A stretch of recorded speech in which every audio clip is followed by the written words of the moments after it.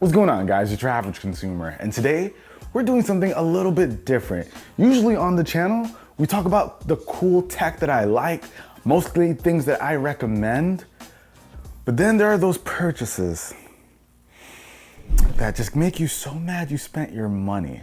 And that's what we're talking about today. We are gonna be talking about tech that I've bought that I completely regret purchasing. Now, some of you might remember your Savage Consumer, where I just kind of went in on certain tech products. I don't know why they were made. Listen, we're not gonna go that far, but we are gonna talk about why some of these tech products just suck or require some real consideration before purchasing. So the first thing that we've got is this guy right here. Here we have the HyperX Clutch. So first, let's talk about what this thing is. As you can see, it looks like a gaming controller. Now, you'll put your smartphone inside of here, and then boom, you can play your games, you got your handles. This thing even has some really cool features, like being able to wirelessly charge your phone while you're playing your game. So when I read the description on Amazon, I was like, oh, this sounds awesome, this sounds amazing. You can even remove the back so that you can go ahead and use it as like a portable charger. I think it has like 1800 milliamp hours. You can even wirelessly charge the entire thing. So it just sounds really, really cool on paper. I love playing mobile games. So I was like, this is an instant buy. Why not? It cost 60 bucks. So I was like, okay, I've never seen something like this before. It's still pretty cool. I'm pulling the trigger, right? Then I buy it. And then I realize, wait a minute, all of my mobile games are pretty much in portrait mode. Not gonna work like this. And I can't play with one hand, like, it just doesn't work out. So what do I look like trying to play my mobile games with this big thing in the way? It just doesn't make sense. Even if I wanted to take advantage of the wireless charging, it doesn't work out. Now, this could be really cool if you are like a Fortnite go hard, PUBG go hard. So after I got it, I was like, all right, let me find something to play with this. I had like one game, this Final Fantasy Tactics game that I usually play, and that doesn't justify actually purchasing this thing. So I completely regretted it. This is honestly like 60 bucks down the drain. If they came out with one that kind of works in portrait mode, that'd be kind of dope. I'd like that, I'd be interested. But as of right now, this ain't it. Now don't get me wrong, HyperX makes some really good products, which is why I was able to pull the trigger on this so quickly. It's actually pretty similar to what I have here for the Nintendo Switch, which I actually use on a daily basis. So it was very similar. I was like, all right, cool, same experience kind of thing. But the use cases for this, it just wasn't there for me. But wait, am I crazy? Do a bunch of you out there play landscape games a lot? Let me just know if I'm the crazy one here and you really enjoy something like this. Now let's move on to something else that I've actually been using for years, and I completely regret the decision now. So what we have over here is, the work area, the gaming computer section down here in the man cave. But you see the light that is around the desk? We've all seen these LED lights. Tech YouTubers have been talking about them for years. Now, the particular brand that I'm using here is Lifx. You've heard of Lifx, I'm sure. We all heard of Lifx, Philips Hue. But let me tell you something about Lifx, guys. They've been the bane of my existence for a long time now. They're absolutely great products. I think it looks really cool. You can do little effects that make it look awesome. It gets bright, has all the colors you'd want. Awesome.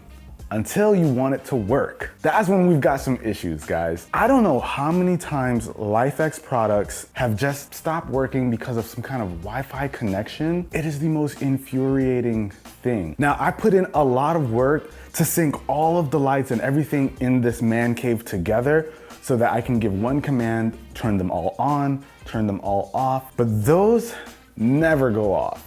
Let me give it a shot. Turn off man cave.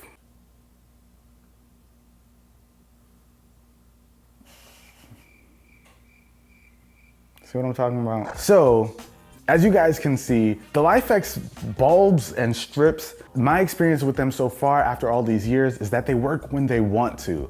If I go into the app right now, let me get my phone, pull out the app. Now let me be clear, I am not saying they never work.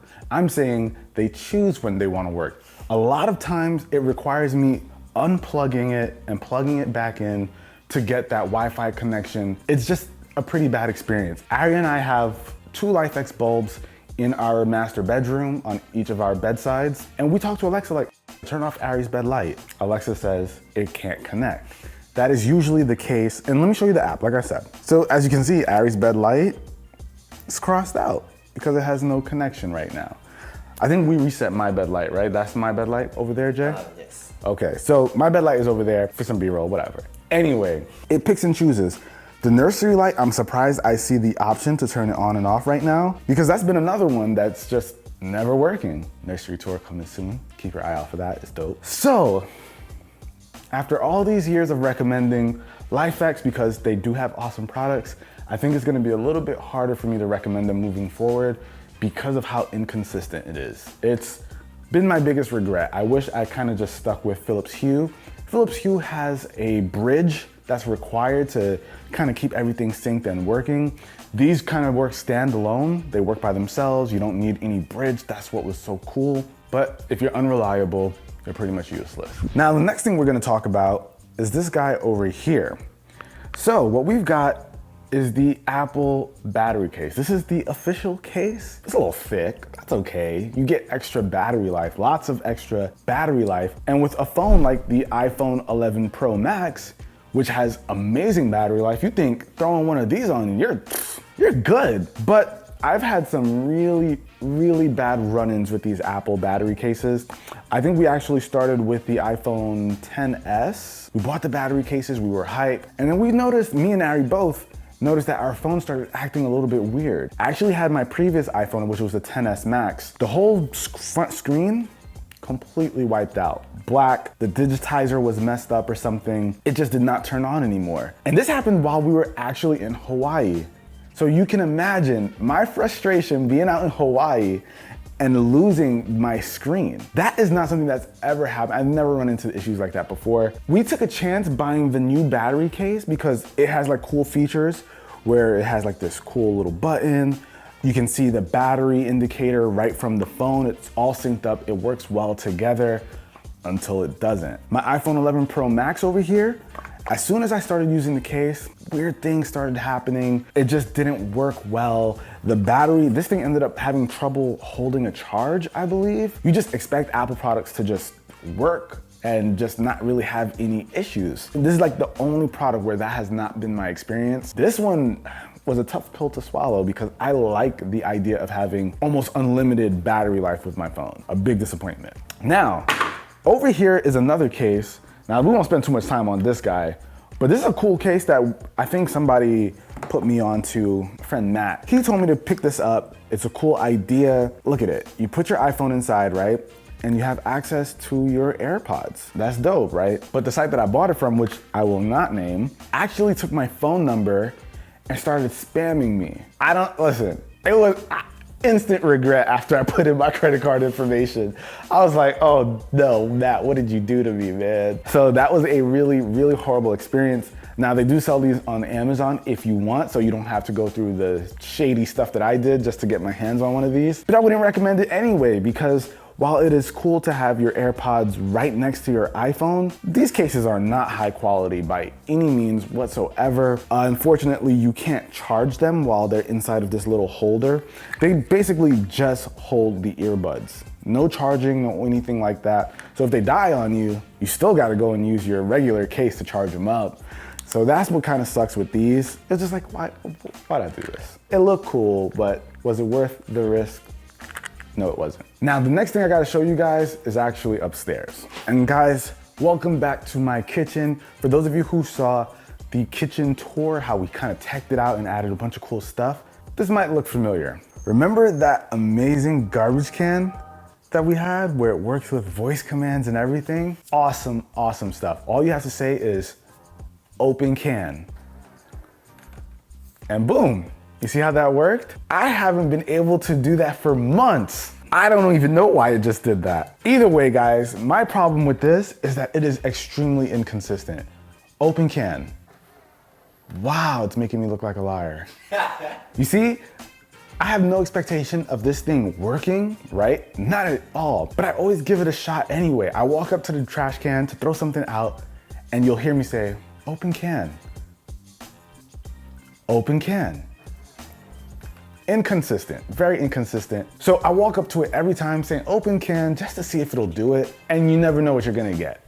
For months, I haven't been able to get anything. So I've done all the things that I'm supposed to, like change the batteries. I even use the plug that it comes with to ensure that it has the power to turn on. And none of that has worked consistently.